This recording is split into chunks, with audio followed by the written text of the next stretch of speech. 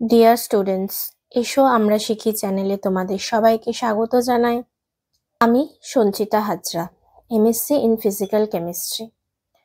তোমাদের ওয়েস্ট বেঙ্গল বোর্ডের অন্তর্গত বিভিন্ন ক্লাসের অঙ্ক, পরিবেশ, ভৌতবিজ্ঞান, ইংরাজি বিষয়ে পড়ার জন্য আমি সহযোগিতা করে থাকি। তাই যারা যারা চ্যানেলটি এখনো সাবস্ক্রাইব করোনি তারা ভিডিও শুরু করার আগে অবশ্যই চ্যানেলটিকে সাবস্ক্রাইব করে দাও ও পাশে থাকা বেল বাটনে ক্লিক করো, যাতে ভিডিও আপলোড করার সাথে সাথে তোমাদের কাছে নোটিফিকেশন চলে যায়। ভিডিওটাকে কমপ্লিট করার পর অবশ্যই ভিডিওটাতে একটা লাইক করবে ও তোমাদের বন্ধুদের সাথে ভিডিওটা শেয়ার করে দিও, যাতে এই ভিডিওটা দেখে তারাও উপকৃত হতে পারে। তো চলো ভিডিও শুরু করা যাক।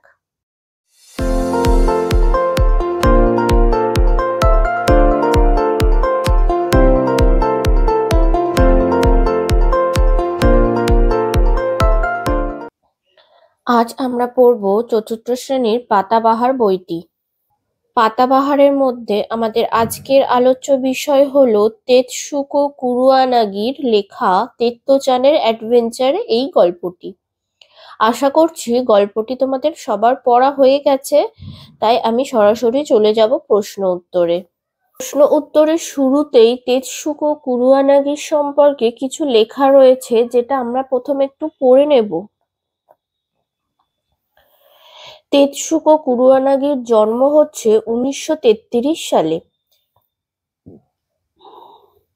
জাপানের সবচেয়ে জনপ্রিয় টেলিভিশন ব্যক্তিত্ব ছিলেন তেতসুকো কুরুয়ানাগি। ঠিক আছে, সব কোশ্চেনের মধ্যে এটা কিন্তু আসতে পারে।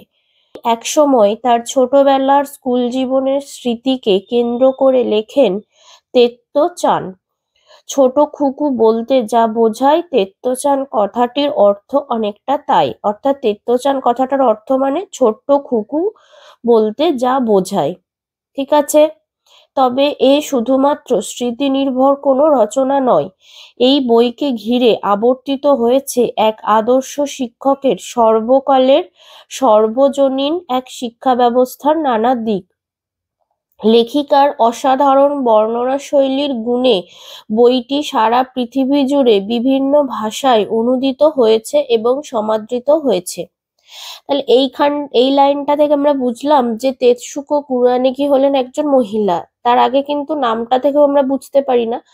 আমাদের অ্যাকচুয়ালি উনি জাপানের মানুষ বলে তাই নাম দেখে বোঝা যাচ্ছে না, কিন্তু যদি ভারতের মানুষ হতো তাহলে কিন্তু নাম পড়লেই আমরা বুঝে যাই যে তিনি পুরুষ না মহিলা। কিন্তু লেখিকা বলেছে যখন, তার মানে উনি একজন মহিলা।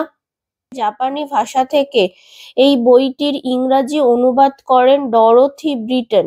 এটাও কিন্তু ভীষণ ইম্পর্টেন্ট, এটাও শর্ট প্রশ্নের মধ্যে আসতে পারে। আর সেই ইংরাজি অনুবাদ থেকে বাংলায় অনুবাদ করেছেন মৌসুমী ভৌমিক, এটাও শর্ট কোশ্চেনের মধ্যে আসতে পারে। আধুনিক বাংলা গানের তিনি একজন উল্লেখযোগ্য স্রষ্টা ও শিল্পী। তাহলে তেত্তো-চান শব্দটির অর্থ কি? এই যে ছোট খুকু বলতে যা বোঝায়। আর তেত্তো-চান বইটির লেখিকার নাম কি? তেতসুকো কুরুয়ানাগি। ঠিক আছে, তিনের দাগে বলেছে এলোমেলো বর্ণগুলো সাজিয়ে শব্দ তৈরি করো। প্রথমটাকে সাজিয়ে লিখলে পাবো পালোয়ান, পরেরটা পাবো হলঘর, তারপরেরটা যথারীতি। নিচে টেলিভিশন, উৎসাহ, অনেকক্ষণ পাশে করে দিয়েছি। বন্ধনীর থেকে ঠিক উত্তরটি বেছে নিয়ে আবার লেখো। তেত্তো-চান তার বন্ধুকে গাছে চড়ার নিমন্ত্রণ করেছিল। তেত্তো-চানের গাছটা ছিল বেড়ার ধারে। তেত্তো-চান গাছে ওঠা নিমন্ত্রণ জানিয়েছিল ইয়াসুকি-চানকে। তেত্তো-চান মই নিয়ে এসেছিল দারোয়ানের ঘর থেকে। ইয়াসুকি-চানের পোলিওর জন্য গাছে চড়ার অসুবিধা ছিল। পাঁচের দাগে বলেছে কোনটি বেমানান চিহ্নিত করো। গাছ, ডাল, পাতা, রাস্তা। রাস্তাটা বেমানান কেন? সবই এখানে গাছের অংশ। হলঘর, কলঘর, উঠোন, চিলেকোঠা। হলঘর, কলঘর, চিলেকোঠা এগুলো সবই এক একটা ঘরকে বোঝাচ্ছে। আর উঠোন মানে খোলা জায়গা, তাই উঠোনটাকে আমি এখানে বেমানান করেছি। মই, তাঁবু, ধাপ। ঠিক আছে, এখানে তাঁবুটাকে বেমানান করেছি কেন কি সিঁড়ি যেমন ময়ও সেই রকমই দেখতে হয়, আর দুটোতেই ধাপ থাকে। মার্কিন যুক্তরাষ্ট্র, জাপান, বাংলাদেশ, পশ্চিমবঙ্গ, এখানে প্রথম তিনটে দেশের নাম আর এটা রাজ্যের নাম, তাই পশ্চিমবঙ্গটা এখানে বেমানান। Sumo, boxing, badminton, karate. এখানে বক্সিং, ব্যাডমিন্টন, ক্যারাটে এগুলো সবই একটা খেলার নাম, তাই সুমোটা এখানে আমি বেমানান করেছি। নেক্সট 6-এর দাগে বলেছে ঘটনাক্রম অনুযায়ী সাজাও। 6-এর 1-এরটা, গলায় টিকিটটা ঝুলিয়ে তেত্তোচান স্কুলে গিয়ে দেখলো ইয়াসুকি-চান ফুল গাছগুলোর পাশে দাঁড়িয়ে আছে। আচ্ছা, 5টা বাক্য লেখায় রয়েছে, তো এর মধ্যে থেকে 1 নম্বরে আসবে 2-এরটা। ঠিক আছে, আমি একদমই উত্তরটায় চলে যাচ্ছি সরাসরি। 1 নম্বরে হবে 2-এরটা। সেদিন তেত্তোচান ইয়াসুকি-চানকে ওর গাছে ওঠা নিমন্ত্রণ জানিয়েছিল। নেক্সট হবে 1-এরটা, গলায় টিকিটটা ঝুলিয়ে তেত্তোচান স্কুলে গিয়ে দেখলো ইয়াসুকি-চান ফুল গাছগুলোর পাশে দাঁড়িয়ে আছে। নেক্সট হবে 5-এরটা, ইয়াসুকি-চানকে বলে উঠলো এবার চলে এসো তুমি। তারপর হবে 3-এরটা, সিঁড়ি মইটা ও টেনে নিয়ে এলো গাছের গোড়ায়। শেষে হবে 4-এরটা, অবশেষে ইয়াসুকি-চান মইয়ের মাথায় পৌঁছলো। নেক্সট 7 নম্বরে হবে শব্দজুড়ি থেকে ঠিক শব্দটি বেছে শূন্যস্থান পূরণ করো। তাহলে প্রথমে হবে তোমইতে সবার একটা করে গাছ ছিল। 2-এ হবে তেত্তোচানের গাছটা ছিল বেড়ার ধারে। 3 নম্বরে হবে ইয়াসুকি-চানের পোলিওর জন্য পায়ে অসুবিধা ছিল। 4 নম্বরে হবে টেলিভিশন নাকি একটা বাক্স মতো। আর 5-এরটাতে হবে তার মধ্যে ইয়া বড় বড় সুমো পালোয়ান। ঠিক আছে, শব্দজুড়ি থেকে শব্দ নিয়ে বসিয়েছি। নেক্সট 8-এর দাগে রয়েছে 11টা প্রশ্ন উত্তর, যেটার উত্তর আমি লিখে দিয়েছি, দেখো। তেত্তোচান কাকে গাছে চড়ার নিমন্ত্রণ জানিয়েছিল? তেতসুকো কুরোয়ানাগির লেখা তেত্তোচানের অ্যাডভেঞ্চার গল্পে তেত্তোচান তার বন্ধু ইয়াসুকি-চানকে গাছে চড়ার নিমন্ত্রণ জানিয়েছিল। গাছে চড়ার নিমন্ত্রণের কথা কারা জানতেন না? তেতসুকো কুরোয়ানাগির লেখা তেত্তোচানের অ্যাডভেঞ্চার গল্পে গাছে চড়ার নিমন্ত্রণের কথা তেত্তোচান ও ইয়াসুকি-চানের বাবা মারা জানতো না। কোথায় সবার একটা করে গাছ ছিল? তেতসুকো কুরোয়ানাগির লেখা তেত্তোচানের অ্যাডভেঞ্চার গল্পে তোমইতে সবার একটা করে গাছ ছিল। স্কুল চত্বরে কারা গাছগুলোর দখল নিয়েছিল? তেতসুকো কুরোয়ানাগির লেখা তেত্তোচানের অ্যাডভেঞ্চার গল্পে স্কুল চত্বরে থাকা গাছগুলোর দখল নিয়েছিল স্কুলের প্রত্যেকটি ছেলে মেয়ে। 5-এরটা, টিফিনের সময় বা ছুটির পরে তেত্তোচান কি করত? তেতসুকো কুরোয়ানাগির লেখা তেত্তোচানের অ্যাডভেঞ্চার গল্পে টিফিনের সময় বা ছুটির পরে তেত্তোচান স্কুল চত্বরে থাকা গাছের উপর চড়ে নিচে লোকজন আর উপরের আকাশটাকে দেখত। 6-এরটা, ইয়াসুকি-চানের পায়ে কি অসুবিধে ছিল? তেতসুকো কুরোয়ানাগির লেখা তেত্তোচানের অ্যাডভেঞ্চার গল্পে ইয়াসুকি-চানের পোলিওর জন্য পায়ে অসুবিধা ছিল। 7-এরটা, তেত্তোচান মাকে কি বলে বাড়ি থেকে বেরিয়েছিল? তেতসুকো কুরোয়ানাগির লেখা তেত্তোচানের অ্যাডভেঞ্চার গল্পে বাড়ি থেকে বেরোনোর সময় তেত্তোচান তার মাকে বলেছিল যে ডেনেনচফুতে ইয়াসুকি-চানের বাড়িতে যাচ্ছে। স্কুলে গিয়ে তেত্তোচান কি দেখেছিল? তেতসুকো কুরোয়ানাগির লেখা তেত্তোচানের অ্যাডভেঞ্চার গল্পে স্কুলে গিয়ে তেত্তোচান দেখলো যে ইয়াসুকি-চান ফুল গাছগুলোর পাশে দাঁড়িয়ে আছে। 9, তেত্তোচান কোথা থেকে মই সংগ্রহ করেছিল? তেতসুকো কুরোয়ানাগির লেখা তেত্তোচানের অ্যাডভেঞ্চার গল্পে তেত্তোচান দারোয়ানের ঘর থেকে মই সংগ্রহ করেছিল। মইয়ের মাথায় পৌঁছে ইয়াসুকি-চান গাছের ওপর উঠতে পারছিল না কেন? তেতসুকো কুরোয়ানাগির লেখা তেত্তোচানের অ্যাডভেঞ্চার গল্পে মইয়ের মাথায় পৌঁছেও ইয়াসুকি-চান গাছের ওপর উঠতে পারছিল না কারণ তার হাতে পায়ে একদমই জোর ছিল না। পোলিওতে ইয়াসুকি-চানের আঙুলগুলোও সব দলা পাকিয়ে গিয়েছিল। 11টা, ইয়াসুকি-চানের হাতটা কেমন ছিল? তেতসুকো কুরোয়ানাগির লেখা তেত্তোচানের অ্যাডভেঞ্চার গল্পে ইয়াসুকি-চানের হাতটা তেত্তোচানের হাতের থেকে বড় ছিল আর আঙুলগুলোও অনেকটা লম্বা ছিল। 9-এর দাগেও বলেছে বেশ 10টার মতো প্রশ্ন উত্তর রয়েছে এবং এগুলো একটু ব্রড প্রশ্ন রয়েছে সব।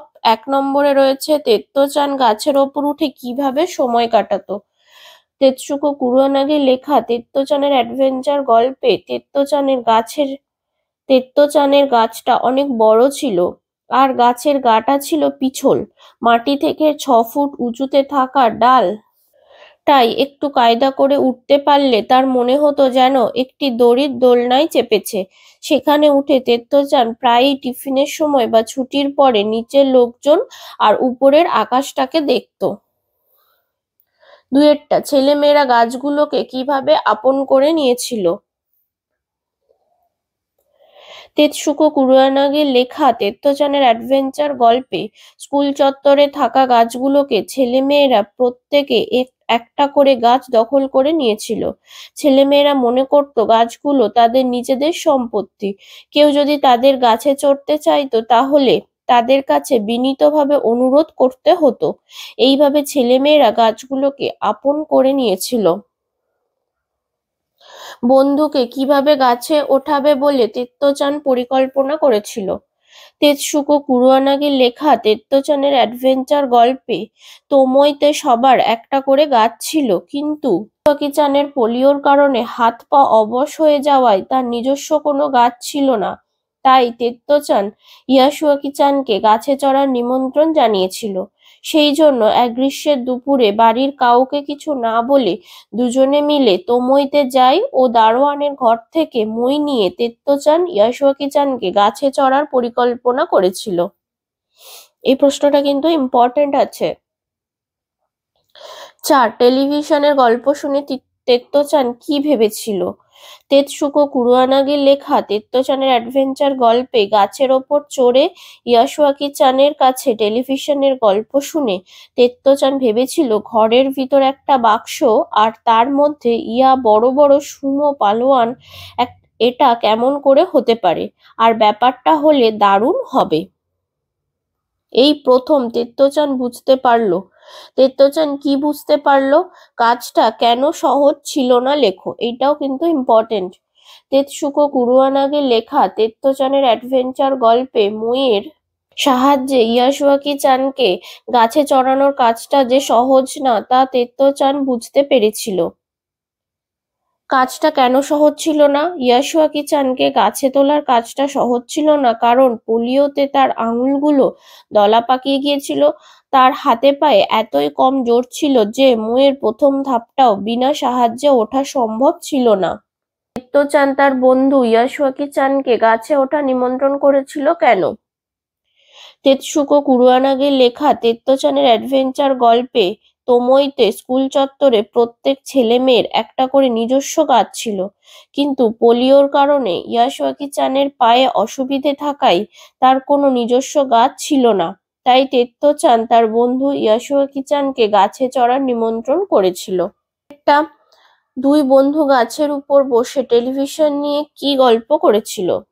তেতসুকো কুরোয়ানাগির লেখা তেত্তচানের অ্যাডভেঞ্চার গল্পে তেত্তচানের গাছে চড়ার পর ইয়াশুয়াকি-চান তাকে নিজের আমেরিকাবাসী দিদির বাড়ির টেলিভিশনের গল্প করেছিল।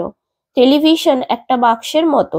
জাপানে যখন টেলিভিশন আসবে তখন বাড়িতে বসে টেলিভিশনের সুমো পালোয়ানদের দেখা যাবে। তবে তেত্তচান মনে মনে ভাবল যে ঘরের মধ্যে একটা বাক্স, তার মধ্যে ইয়া বড় বড় সুমো পালোয়ান কেমন করে হতে পারে। তবে এটা সত্যি হলে দারুণ হবে। নেক্সট 9 দাগে যে 3টে প্রশ্ন উত্তর রয়েছে এগুলোর উত্তর আমি লিখিনি। কি বলেছে, তুমি তোমার প্রিয় বন্ধুর সঙ্গে যে ধরনের গল্প করো তা নিয়ে একটি অনুচ্ছেদ লেখো। এই প্রশ্ন আমি স্কিপ করলাম। বাড়ি বা স্কুলের কোন গাছটা তোমার একেবারে নিজের বলে মনে হয়? সেই বন্ধুর লিখে যেখানে লিখতে হবে সেই গাছটার যত্ন তুমি কিভাবে করবে, এটাও স্কিপ করলাম। গাছে যদি তোমার একটি বাড়ি থাকতো তবে তুমি কিভাবে সেখানে সময় কাটাতে সেটাও কয়েকটি বাক্যে লেখো। এই প্রশ্ন উত্তরও আমি স্কিপ করলাম। একদমই এগুলো ইম্পর্টেন্ট না, কিন্তু যদি তোমাদের মনে হয় যে এই প্রশ্নের উত্তর তোমাদের দরকার তাহলে অবশ্যই আমাকে কমেন্ট বক্সে সেটা জানাবে, আমি উত্তর লিখে দেব। নেক্সট রয়েছে শব্দার্থ। এই গুলো আমাদের কিন্তু মুখস্থ করতে হবে। বিজ্ঞ, বিজ্ঞ কথার অর্থ হলো জ্ঞানী বা অভিজ্ঞ। হুররে, হুররে কথার অর্থ আনন্দসূচক ধ্বনি। আমন্ত্রণ কথার অর্থ হলো আহ্বান বা নিমন্ত্রণ। স্বাগতম কথার অর্থ অভিবাদন। তোমই, তোমই কথার অর্থ হলো তেত্তচানের স্কুল। কুহুনবৎসু, কুহুনবৎসু কথার অর্থ হলো তেময়ের উপাসনা স্থল, মানে মন্দিরের মতো। অর্থাৎ স্কুলের ভেতর যদি কোনো মন্দির থাকে, যেটাকে আমরা বাংলায় মন্দির বলি, সেরকম যদি থাকে সেটাকে জাপানি ভাষায় বলা হয় কুহুন বোৎসু। ঠিক আছে, এরপর 10, 11, 12 করব আমরা। 13টাও করে অবশ্যই করব। 14টা বলেছে একটা গাছ বাড়ির ছবি আঁকো, এটা আমি করিনি, এটা দরকার নেই। তো প্রথমে আসি 10এরটায়, প্রতিশব্দ লেখো। গাছের প্রতিশব্দ করেছি বৃক্ষ, উদ্ভিদ, তরু। মাটি, মৃত্তিকা, ভূমি, মেদিনী। সূর্য, সূর্য করেছি রবি, ভানু, দিবাকর। রাস্তা, পথ, সড়ক। আকাশ করেছি গগন, শূন্য, বোম, নভ, অম্বরীশ। দাগে বলেছে বর্ণ বিশ্লেষণ, তর তর। তর তর বর্ণ বিশ্লেষণ করেছি তয় হসন্ত যোগ অ যোগ রয় হসন্ত যোগ তয় হসন্ত যোগ অ যোগ রয় হসন্ত। তর তর একটা করে অ আছে তাই করেছি। ছোট খাটো সবগুলোতেই যুক্ত রয়েছে ছয় হসন্ত যোগ ও, ছোট, টয় হসন্ত যোগ ও, খা ক্ষয় আকার, তাহলে ক্ষয় হসন্ত যোগ আ, টো টয় হসন্ত যোগ ও। ভয়ানক, ভয় হসন্ত যোগ অ যোগ অন্ত্যস্ত যোগ আ, দন্ত ন হসন্ত যোগ অ যোগ কয় হসন্ত। লাজুক, লয় হসন্ত যোগ আ, বর্গীজ হসন্ত যোগ হস্য যোগ কয় হসন্ত। অ্যাডভেঞ্চার, আ যোগ, এখানে জফলা আকার আছে তাহলে এখানে আমি একবারে আ করে দিয়েছি, আ যোগ অন্ত্যস্ত জ যোগ ড। ভে, ভয় হসন্ত যোগ এ যোগ ইয় যোগ চয় হসন্ত যোগ আ যোগ র। এটাকে তোমরা অ যোগ অন্তস্থ জয় হসন্ত যোগ আকারও কিন্তু লিখতে পারো। নেক্সট 13 দাগে বলেছে যে 5টি বাক্য লিখতে এই বিষয়গুলো সম্পর্কে ছোট ছোট টিকা লেখোর মতো দিয়েছে। খেলা, গাছ, নিমন্ত্রণ, এগুলো নিয়ে টিকা লিখতে বলেছে। তো খেলা নিয়ে কি লিখেছি, আমাদের সবার জীবনে খেলাধুলা অত্যন্ত গুরুত্বপূর্ণ। খেলাধুলা করলে আমাদের শারীরিক ও মানসিক স্বাস্থ্য ভালো থাকে। ভারত সহ পৃথিবীর নানা দেশে বিভিন্ন ধরনের খেলার প্রচলন আছে, যেমন cricket, football, table tennis, badminton ইত্যাদি। আমাদের দেশের জাতীয় খেলা হলো হকি। প্রত্যেক মানুষের নিজস্ব পছন্দের খেলা রয়েছে। আমার প্রিয় খেলা হলো ক্রিকেট। ঠিক আছে, এরপর হলো গাছ। গাছ সম্পর্কে তো অনেক কথাই লেখা যায়, আমি লিখেছি গাছ হলো আমাদের প্রকৃত বন্ধু। গাছ আমাদের প্রয়োজনীয় অক্সিজেন দেয়। গাছ থেকে আমরা ফল, ফুল, কাঠ ইত্যাদি পাই। পরিবেশ দূষণ থেকে বাঁচতে এবং ভূমিক্ষয় রোধ থেকে রক্ষা পেতে গাছ গুরুত্বপূর্ণ ভূমিকা পালন করে। আমাদের প্রত্যেকের গাছ লাগানো উচিত, অকারণে গাছ কাটা উচিত না। তোমরা নিজেদের মতো লিখতে পারো। নেক্সট রয়েছে নেমন্তন্ন। নেমন্তন্ন বা নিমন্ত্রণ হলো একটি সামাজিক প্রথা। আমরা আমাদের বাড়ির কোনো অনুষ্ঠানে আমাদের আত্মীয় স্বজন, বন্ধু বান্ধব ও পাড়া প্রতিবেশীদের নিমন্ত্রণ করি। আবার অন্যদের বাড়ির অনুষ্ঠানে আমরা নিমন্ত্রণ খেতে যাই। নিমন্ত্রণ বাড়িতে একসাথে অনেক লোকজনের সমাগম হয়। নিমন্ত্রণ বাড়িতে খাওয়া দাওয়ার আয়োজন থাকে। হই হুল্লোড় ও আনন্দের মধ্য দিয়ে আমরা নিমন্ত্রণ বাড়ি উপভোগ করি। এই তিনটের মধ্যে নেমন্তন্ন এই টিকাটা কিন্তু ইম্পর্টেন্ট। আর একটা ইম্পর্টেন্ট জিনিস আছে, সেটা হলো লাস্ট এখানে যে পোলিও সম্পর্কে লেখা রয়েছে এটাও কিন্তু আমাদের টিকা হিসাবে আসতে পারে, তো এটা আমরা কিন্তু মুখস্থ করব। পোলিও বা পোলিওমাইলাইটিস একটি জীবাণুবাহিত সংক্রামক অসুখ। অ্যাটলিস্ট ফার্স্ট দুটো লাইন আমরা কিন্তু মুখস্থ রাখবো। এই অসুখে কেন্দ্রীয় স্নায়ুতন্ত্র ক্ষতিগ্রস্ত হয় এবং ফলস্বরূপ হাত ও পায়ের পেশিতে বিকৃতি দেখা দেয়। তাহলে এই দুটো লাইন অন্তত আমরা মুখস্থ করবই। এক সময় সারা পৃথিবীতে এই রোগ মহামারীর আকার নিয়েছিল। Hilary Koprowski, Jonas Salk, Albert Sabin প্রমুখ জীববিজ্ঞানীর চেষ্টায় গত শতকের মাঝামাঝি এই রোগের প্রতিষেধক আবিষ্কৃত হয়। 2012 সালে বিশ্ব স্বাস্থ্য সংস্থা ভারতকে পোলিও রোগমুক্ত দেশ হিসেবে স্বীকৃতি দিয়েছে। আর অবশ্যই এই লাস্ট লাইনটা করব, অবশ্যই 2012 সালে বিশ্ব স্বাস্থ্য সংস্থা ভারতকে পোলিও রোগমুক্ত দেশ হিসেবে স্বীকৃতি দিয়েছে। এই লাস্ট লাইনটাও কিন্তু অবশ্যই আমাদের মুখস্থ রাখতে হবে। তাহলে তেত্তচানের অ্যাডভেঞ্চার এই গল্পটি আমাদের এখানে শেষ হয়ে গেল। যদি তোমাদের কোনো জিজ্ঞাসা থাকে কমেন্ট বক্সে জানাতে পারো। ভিডিওটা ছেড়ে যাওয়ার আগে অবশ্যই ভিডিওটাতে একটা লাইক করবে, শেয়ার করবে ও চ্যানেলটিকে সাবস্ক্রাইব করে রাখবে।